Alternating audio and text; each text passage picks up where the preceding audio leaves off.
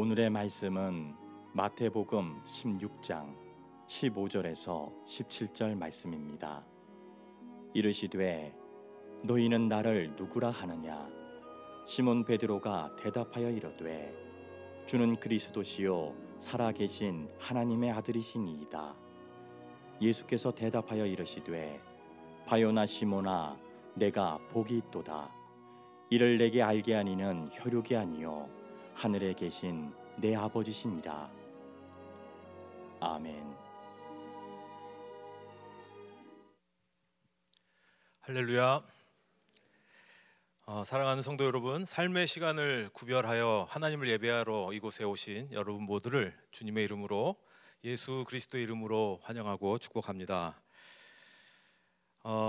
우린 살면서 뭔가 변화를 필요로 한다라는 느낌을 받을 때가 있습니다. 이대로 살면 안 될 것 같다, 또는 뭔가 내가 달라져야 되겠다.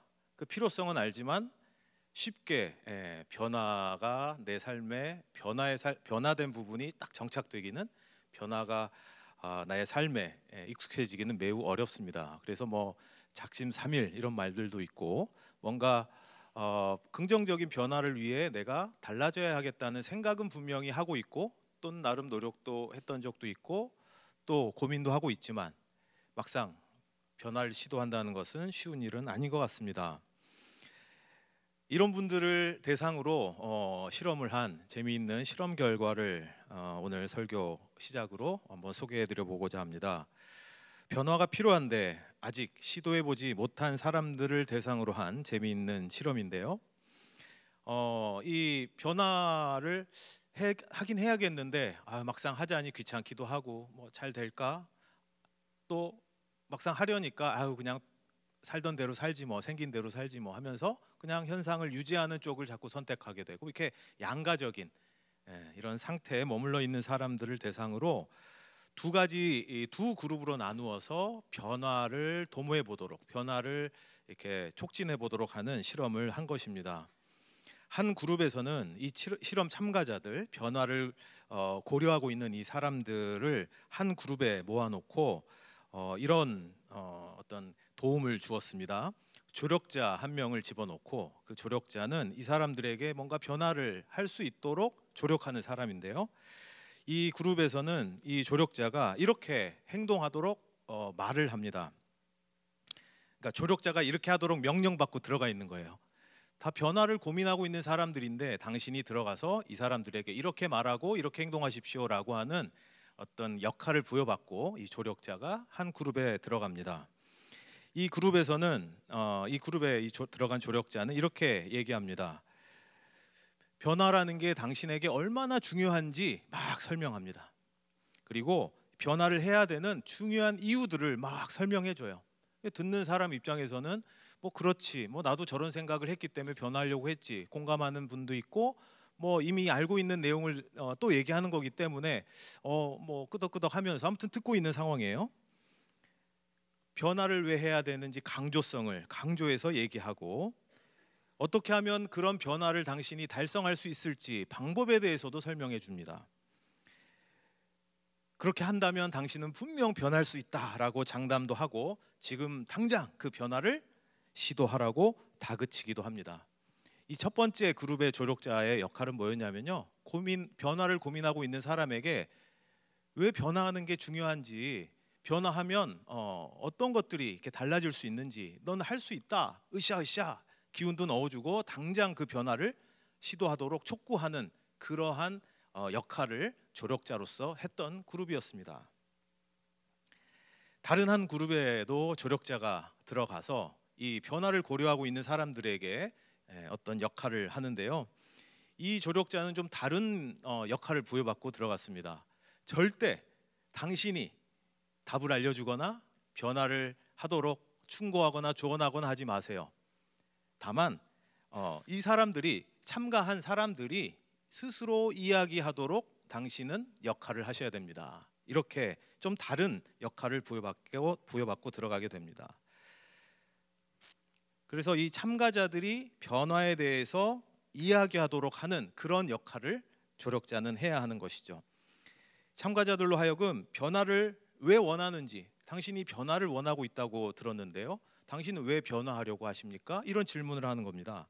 그러면 참가자 중에 그 질문에 응답하려면 뭔가 얘기해야 되겠죠. 살면서 이대로는 아닌 것 같아서 이런저런 이유로 내가 변화를 고려하게 됐습니다라고 참가자가 얘기하게 되겠죠. 또는 변화가 필요하다라고 생각하는 것을 스스로 얘기하도록 하는 거예요. 이 조력자는 전혀 조언을 하지 않습니다.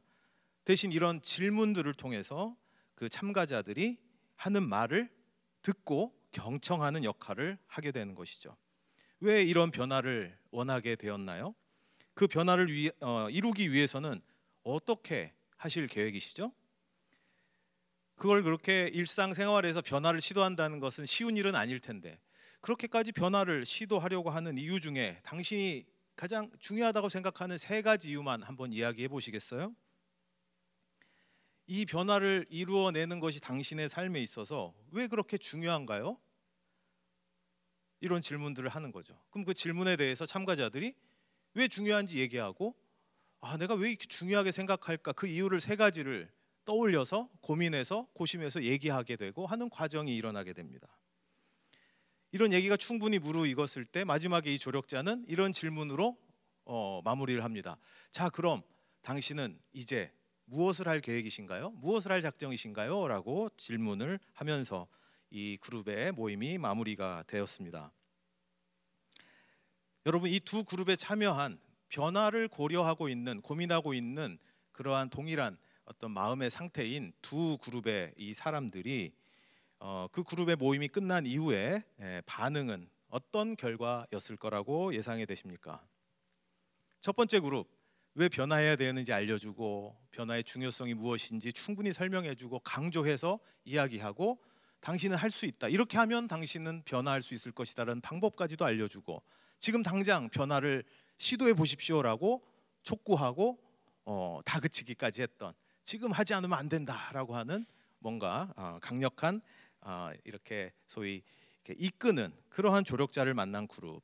두 번째 그룹은 이 사람이 뭔가 우리한테 방향을 제시하거나 뭘 하라라고는 하지 않지만 자꾸 변화와 관련된 얘기를 나보고 이야기하도록 하는, 그리고 내가 뭔가 이야기하면 그 사람은 그렇군요, 당신은 그래서 변화를 계획하고 계시군요, 경청하고 잘 이야기를 수용하는 사람과 대화를 나눈 그룹.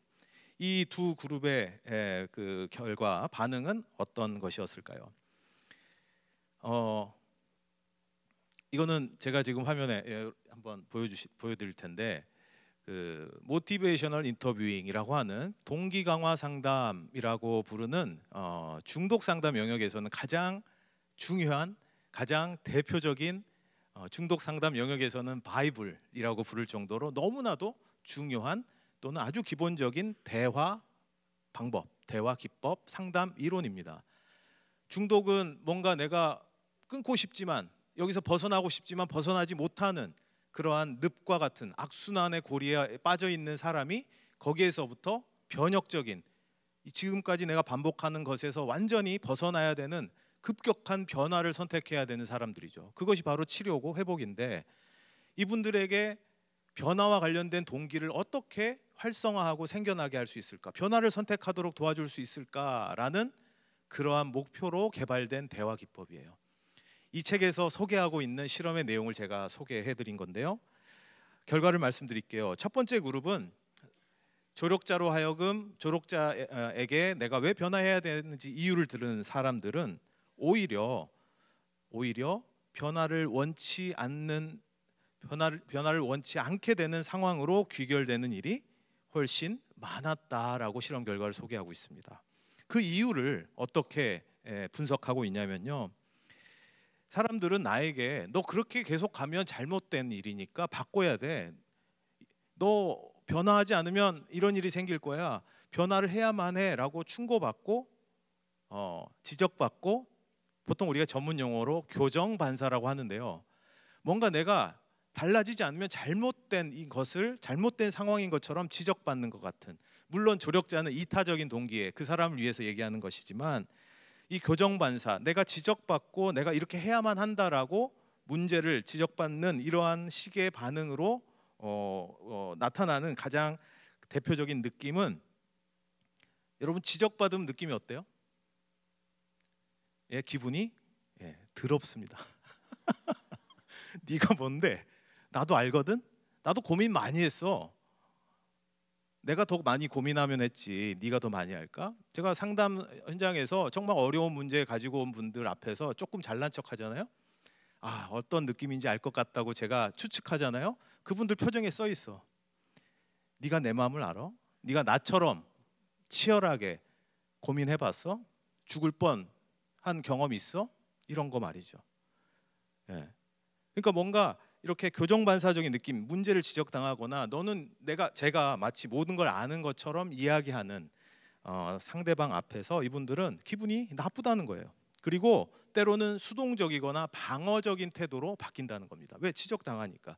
이렇게 하라고, 지금 일어나서 이쪽으로 이동하세요, 변화를 선택하세요라고 손목을 잡고 이끌 것 같으니까 순순히 따라 나가는 분들도 있을 수 있지만 많은 경우에 멈칫한다는 거예요. 내가 이렇게 좀 방어적이거나 수동적이 된다는 거죠. 끌려 나간다 하더라도 자발적이진 않는다고 하는 것으로 분석하고 있습니다. 결과적으로 변화에 도움이 되지 않더라는 겁니다. 두 번째 그룹에 참여한 사람들에게 인터뷰를 했더니 이분들은 이 대화에 계속 참여하고 싶다라는 느낌을 표현했다고 합니다. 나도 변할 수 있을까? 맞아, 내가 변화하는 것이 나에게 이렇게 중요한 것이지라고 하는 변화에 대한 필요성, 중요성, 또 변화에 대한 희망을 느끼게 되고 변화할 수 있을 것 같다는 긍정적이고 낙관적인 느낌을 가졌다고 하는 것이죠. 대화하는 과정에서도 뭔가 내가 받아들여지고 개방된 느낌 또는 존중받는 느낌을 경험했다고 표현하였다고 합니다.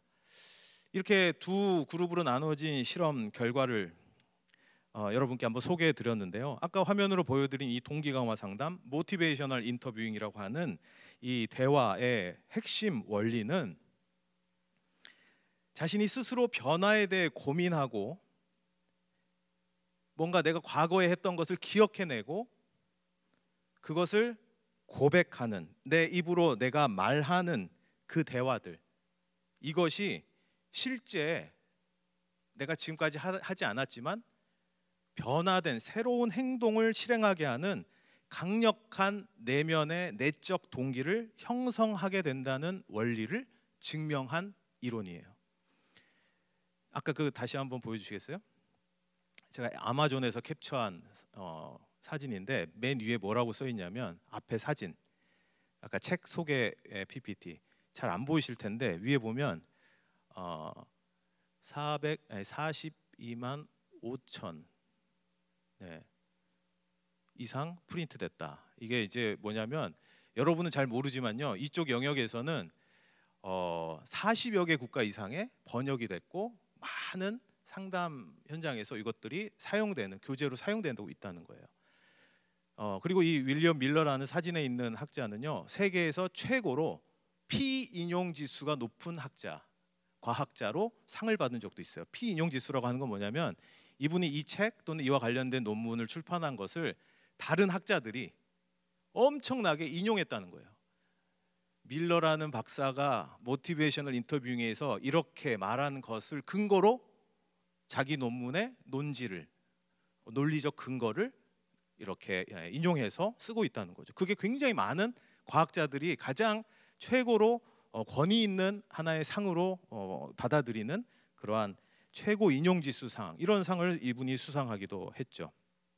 이 말씀을 드리는 이유는 뭐냐면, 그냥 어떤 그 심리학자의 그냥 개인적인 실험실에서 일어난 이론을 제가 소개해드린 수준은 넘어서서 전 세계적으로 인간에게 어떻게 하면 자신의 삶이 긍정적으로, 생산적으로, 보다 적응적으로, 파괴적이고 고통받는 삶에서 조금 더 행복하고 더 나은 삶으로 변화될 수 있는 쪽으로 도울 수 있을까라는 퀘스천 마크, 물음표를 가지고 연구했던 수많은 학자들이 인용하고 있는 대표적인 변화를 위해 사람을 돕는 대화 방법이라는 거예요. 근데 이 대화 방법의 핵심은 뭐냐면 고백하게 한다는 거예요. 알려주고 요거 외워, 요거 잘 이해해, 이렇게 하면 되니까 이대로 따라해가 아니라, 너도 고민했을 거 아니야. 너는 왜 변화해야 된다고 생각해? 그래? 그렇다면 너 지금 이제 뭐 해볼 거야? 변화와 관련된 자기 생각을, 고민을, 계획을 자기 입으로 표현하도록 하는 것이 가장 변화를 촉진하는 중요한 원리라는 거예요. 내 스스로 말하게 하는 것.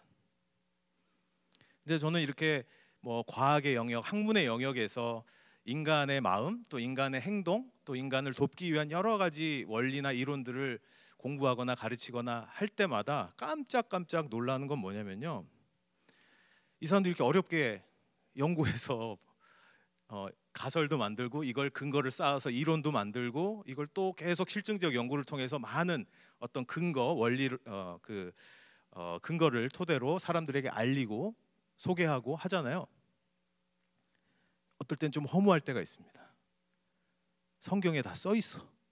이미 성경에 써 있어요. 그 원리가, 그 진리 가운데 예수님께서 또는 성경에 기록된 이야기 속에서 인간들이 정말 몇십 년 동안 수많은 실험과 연구와 그 어떤 인간의 마음을 이해하기 위한 하나의 가설을 겨우 도출해내서 이게 맞는 것 같아, 이렇게 하면 정말 사람들의 마음을 잘 이해하고 도울 수 있는 좋은 하나의 원리인 것 같아 라고 깨닫게 되는, 알게 되는 것이 성경을 깊이 묵상하고 예수님과 제자들의 이야기를 이렇게 들여다보다 보면 뭐야, 이미 여기 써 있었네?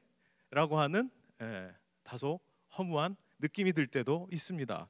이처럼 성경 말씀은 우리 삶에 적용할 수 있는 놀라운 교훈 수준을 떠나서 진리의 말씀이 기록되어 있는 줄 여러분 믿으시기 바랍니다. 자, 오늘 우리가 읽은 마태복음 16장 말씀은요, 우리가 아까 15절에서 17절까지 말씀을 읽었죠. 여기에는 이제 베드로의 고백이 등장하는 너무나도 유명한 말씀인데요. 자, 한 번만 다시 읽어보겠습니다. 표준 세번역 성경으로 제가 읽어보겠습니다. 예수께서 그들에게 물으셨다. 그러면 너희는 나를 누구라고 하느냐? 시몬 베드로가 대답하였다. 선생님은 살아계신 하나님의 아들 그리스도십니다. 예수께서 그에게 말씀하셨다. 시몬 바요나야, 너는 복이 있다. 너에게 이것을 알려주신 분은 사람이 아니라 하늘에 계신 나의 아버지시다.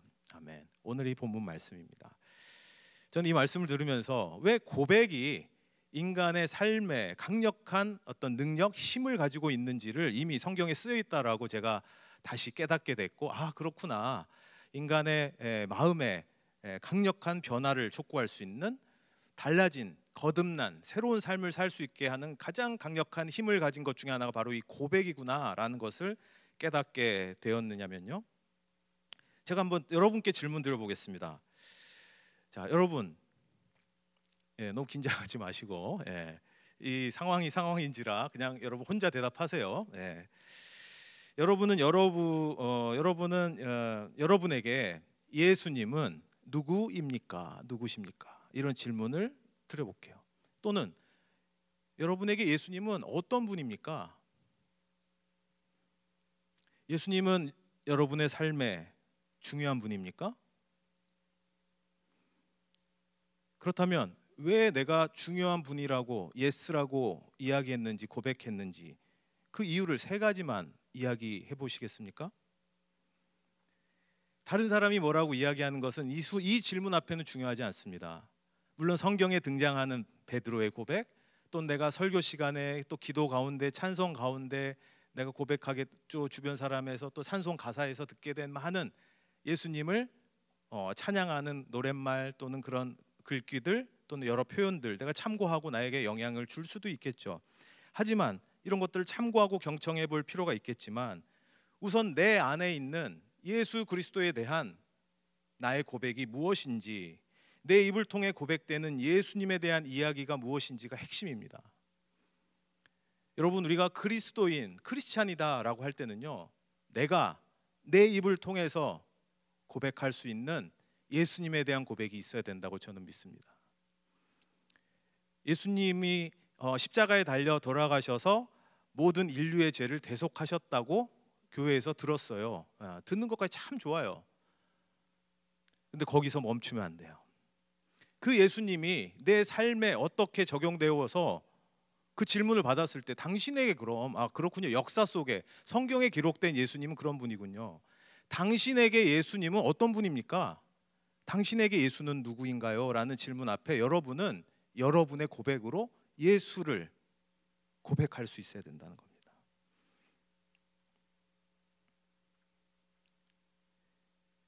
이 관련된 베드로의 이야기 앞뒤를 조금 더 들어보도록 하겠습니다. 아까 15절에서 7절까지 말씀 우리가 읽었고 앞에 13, 14절을 한번 볼까요? 13절하고 14절. 자, 제가 한번 읽어보겠습니다. 예수께서 빌립보 가이사랴 지방에 이르러 제자들에게 물어 이르시되 사람들이 인자를 누구라 하느냐? 이르되 더러는 세례 요한, 더러는 엘리야, 어떤 이는 예레미야나 선지자 중에 하나라 하나이다. 아멘. 아까 우리가 읽은 본문 말씀 바로 앞에 나온 말이에요. 여기 보면 세례 요한도 등장하고 엘리야도 등장하고 예레미야나 선지자라고 예수님을 사람들이 말한대요. 우리는 뒤에 베드로의 고백이 너무나도 정답처럼 주는 그리스도시요 살아계신 하나님의 아들입니다라는 게 너무 정답처럼 뒤에 제시되어 있기 때문에 이 대답들이 굉장히 가벼워 보일 수도 있는데요. 여러분, 세례 요한, 엘리야, 예레미야나 이스라엘 민족들이 생각하는 이러한 유명한 역사적인 최고의 소위 위인들과 같은 이러한 사람들은 결코 작은 사람들이 아닙니다. 엄청난 사람들이에요. 그러니까 예수님을 우리 성경 앞에 우리 읽진 않았지만 여러 가지 기적적인 사건, 예를 들면 물고기 2마리, 빵 조각 몇 개 가지고 수천 명의 사람을 먹이는 이러한 기적적인 일들, 이런 것들이 앞에 소개되어 있거든요. 이런 거 볼 때 예수는 보통 사람은 아니야. 정말 세례 요한 아니면 세례 요한보다 더 훌륭한 사람일지도 몰라. 그 엘리야, 예레미야 같은 정말 우리가 존경하는 정말 하나님으로부터 직접 계시를 받는 위대한 예언자 선지자일지도 몰라라고 이야기하는 것이 전혀 이상한 게 아니에요. 아주 최고의 칭찬일 수도 있습니다.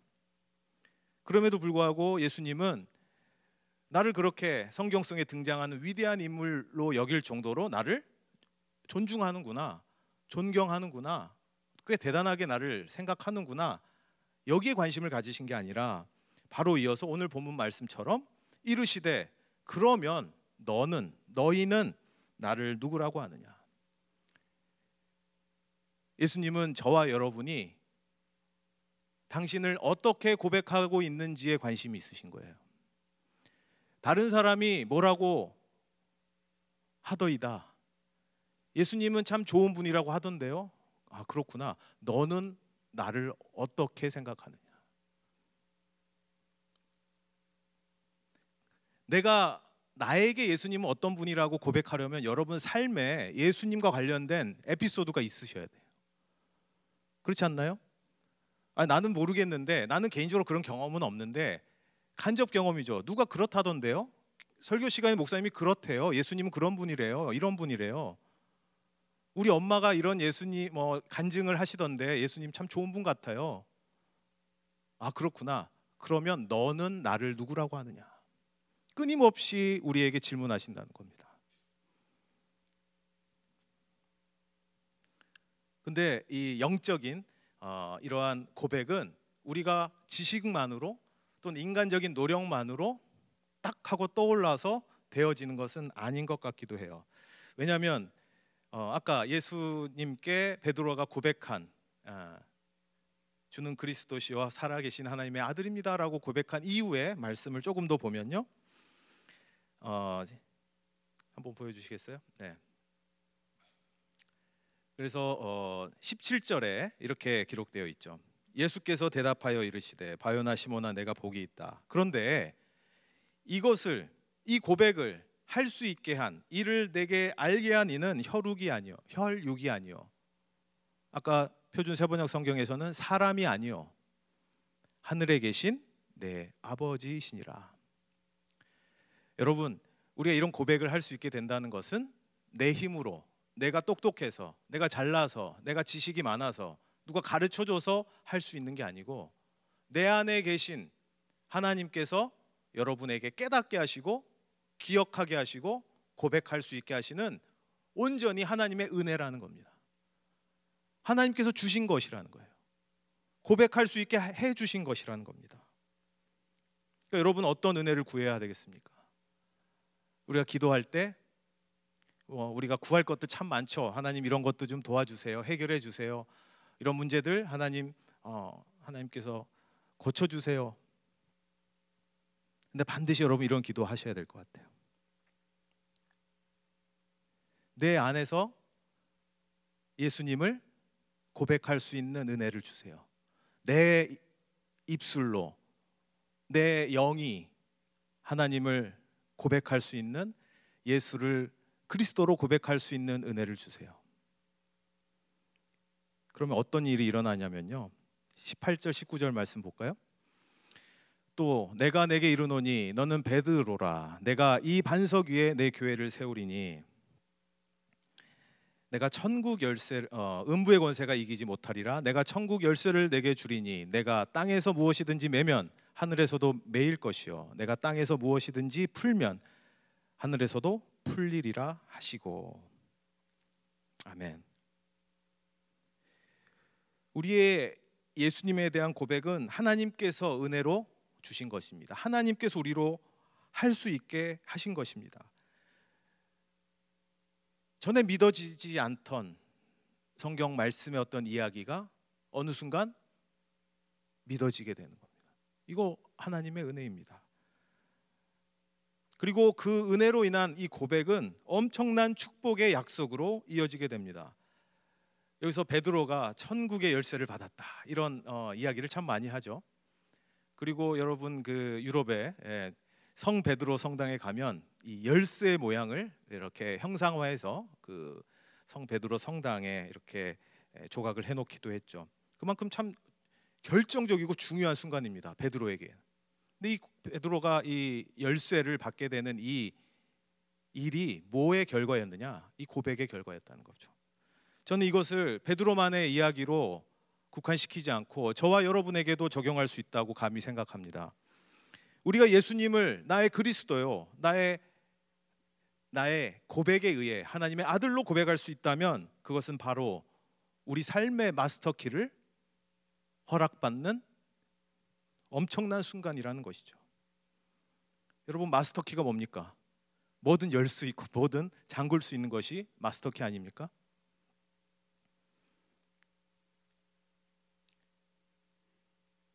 여러분, 어떤 일을 겪더라도 여러분 안에 그 고백, 내가 지금은 힘들지만 예수님은 나의 구원자 되십니다, 그분은 하나님의 아들입니다, 이 고백을 여러분 할 수 있다면 여러분이 어떤 어려운 문제를, 어떤 두려운 문제를 만나셨다 하더라도 그 문제는 반드시 풀릴 줄로 믿습니다.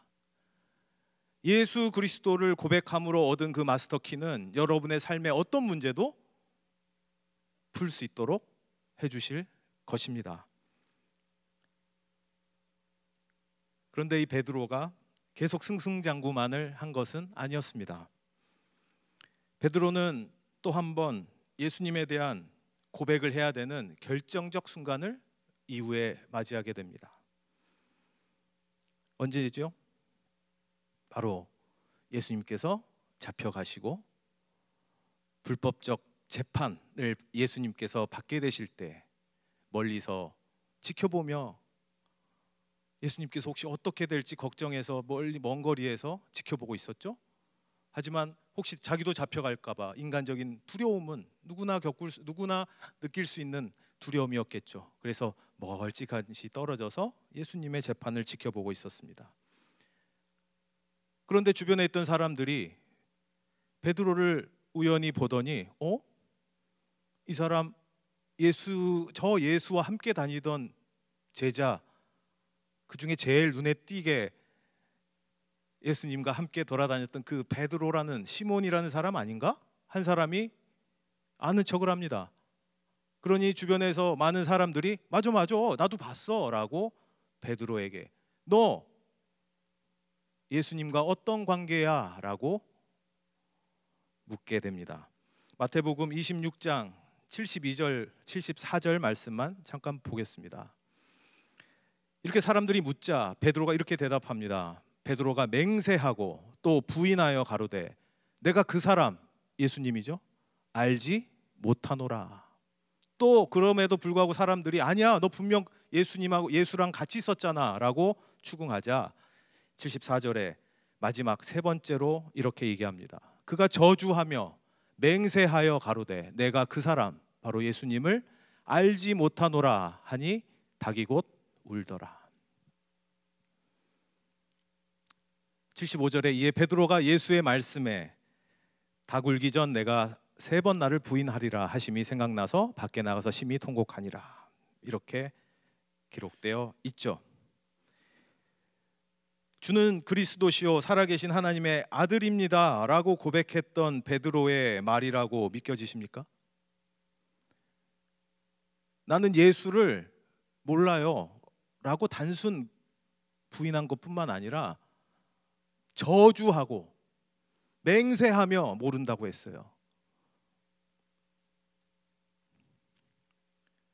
베드로는 자신을 둘러싼 주변 사람들이 예수를 고백하라는 강요 앞에서 그만 인간적인 두려움과 공포심에 온전히 사로잡혀 예수를 저주하고 맹세하며 모른다 말하는, 고백하지 못하는 사람이 되어버리고 말았습니다.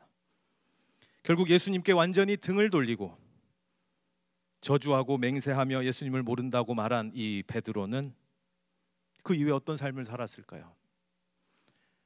네가 땅에서 풀면 하늘에서도 풀릴 것이고 땅에서 잠그면 하늘에서도 잠긴다는 천국의 열쇠, 삶의 마스터키를 허락받았던, 축복으로 받았던 베드로의 삶은 이후에 어떻게 되었을까요? 예수님을 부인하고 살아가는 삶은 이제 인간이 스스로 극복하기 어려운 걱정, 근심, 염려, 슬픔, 삶의 무의미함에 갇혀 살아가는 삶의 시간의 연속에 불과한 것이었습니다. 예수를 모른다 부인한 베드로에게 주어진 모습은 75절 말씀처럼 심히 통곡하며 늘 슬퍼하며 늘 무의미함에 그저 하루하루 살아가는 그러한 모습으로 살아가고 있었습니다. 그러나 예수님께서 이렇게 십자가에 달려 돌아가시고 부활하셔서 찾아 만나주신 사람이 있습니다. 바로 이 베드로입니다. 부활하신 예수님께서는 이렇게 배신자가 되어 절망하고 그냥 무기력한, 그냥 살아있으니까 삶을 살아가는, 생물학적인 욕구에 의해 그냥 살아가는 베드로에게 친히 찾아오십니다. 요한복음 21장 15절에서 17절 말씀이 부활하신 예수께서 베드로를 찾아와 다시 한번 예수에 대한 고백을 요청하는 장면이 등장합니다. 요한복음 21장 15절에서 17절까지 말씀 한번 보실까요? 그 중에 내용이 거의 같아요. 3번 물어보시는데 세 번째 대답하는 베드로의 고백의 부분을 17절로 기록하고 있습니다. 세 번째 이르시되 요한의 아들 시몬아 내가 나를 사랑하느냐 하시니, 주께서 세 번째 내가 나를 사랑하느냐 하심으로 베드로가 근심하여 이르되 모든 것을 아시오매 내가 주님을 사랑하는 줄을 주님께서 아시나이다. 예수께서 이르시되 내 양을 먹이라. 아멘. 이때 베드로의 고백은 처음 주는 그리스도시요 살아계신 하나님의 아들입니다 라고 멋지게 당당하게 고백했던 것보다는 약간 조금 겸손해 보이지 않으세요? 조금 약간 힘이 좀 없어 보이지 않으세요? 너무 당연한 거 아닙니까? 예수님을 저주하며 모른다라고 부인했던 그 당사자인 예수님이 나를 찾아와서 너 혹시 나를 사랑하느냐? 라고 한 번도 아니고 두 번도 아니고 3번을 물어보신다면, 여러분 같으면 그때 얘기했잖아요. 하나님의 아들이십니다. 그리스도이십니다라고 예전처럼 당당하게 얼굴에 철판 깔고 고백할 수 있겠어요? 저는 뭐 그렇게 못할 것 같아요. 고개도 못 들 것 같아요. 그런데 그 베드로 앞에 예수님이 찾아와 주셨잖아요. 예수님이 찾아와 주시지 않았으면 베드로가 그 삶에 주님, 내가 주님을 사랑합니다라고 고백하는 기회가 있었을까요? 예수님께서 찾아와 손 내미지 않으셨다면, 너가 나를 사랑하느냐 물어봐 주시지 않았다면 베드로의 삶이 무기력하고 삶의 의미를 잃은 채 살아가는 삶에서 반전될 수 있었을까요? 베드로는 어쩔 수 없이 나를 찾아오신 예수님 앞에 고백합니다. 이번에는 겸손히 고백합니다. 다시 예수님께 자신의 부족한,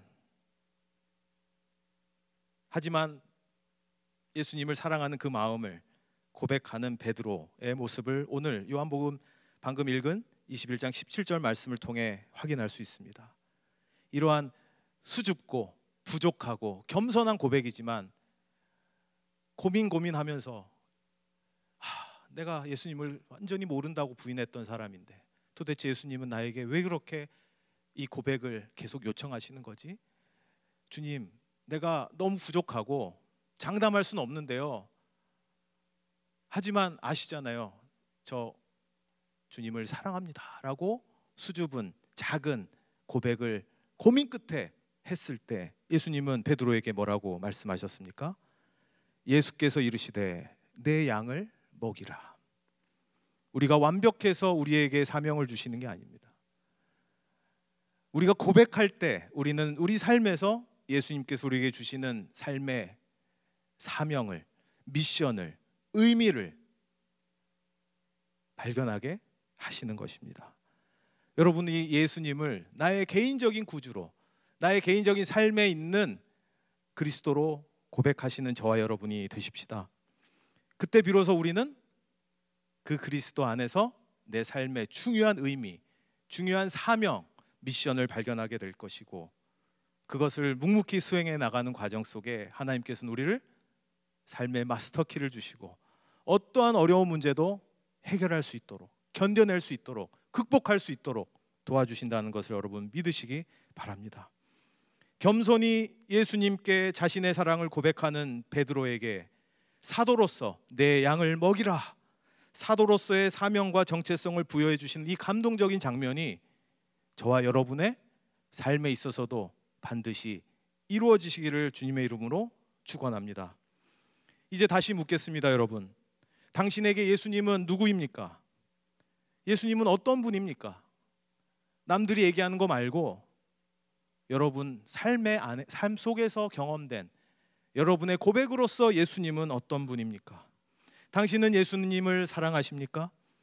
당신은 예수님에게 어떤 고백을 하며 오늘 하루도 살아가고 있습니까? 바로 이 질문 앞에 예수 그리스도에 대해 진솔하게 고백할 수 있게 되기를 간절히 축원합니다. 그리고 이 고백이 여러분의 삶의 모든 문제와 두려움과 걱정, 염려 앞에서도 담대한 그리스도인이 될 수 있는, 승리할 수 있는 열쇠를 가지게 해줄 것이라 믿습니다. 예수님께서 우리에게 주시는 축복은 우리의 고백이 선행될 때 우리에게 허락된다는 사실을 여러분 꼭 기억하시기 바랍니다. 어떤 인생의 문제도 예수를 신실하게 고백하는 예수의 사람들에게 풀지 못할 것이 없을 것이라고 확신합니다. 때로는 내 눈앞에 탐욕적인 어떤 욕심에 의해서 앞이 보이지 않는 것 같은 불안과 걱정으로 인해서 때로는 예수와 전혀 상관없는 사람처럼 살아가는 날이 있을 때도 있을 것입니다. 예수님을 모르고 부인하고 그리스도인이 아닌 것처럼 살아갈 때가 있을지도 모르겠습니다. 그러나 여러분, 그 순간에도 예수님은 자신을 부인하고 떠나갔던 베드로마저 찾아오신 그 예수님은 저와 여러분도 반드시 찾아오신다는 희망을 이 시간 여러분 앞에 감히 선언합니다. 그 예수님은 우리에게도 동일한 은혜와 사랑으로 찾아와 우리의 진솔한 고백을 다시 요청하실 것입니다. 그때 우리가 수줍지만, 내가 예수님 볼 때 너무나도 부끄럽고 내가 예수님 앞에 설 자격 없다라고 느껴지겠지만, 그럼에도 불구하고 은혜로운 하나님의 은혜 안에서 그 부끄러운 고백을 했던 베드로처럼 우리도 사랑합니다. 나의 그리스도로 고백합니다. 여러분만의 고백이 여러분의 삶을 다시 회복시키실 줄로 믿습니다. 그 고백으로 은혜로운 삶을 회복하는 저와 여러분이 되시길 예수 그리스도의 이름으로 간절히 축원합니다. 아멘.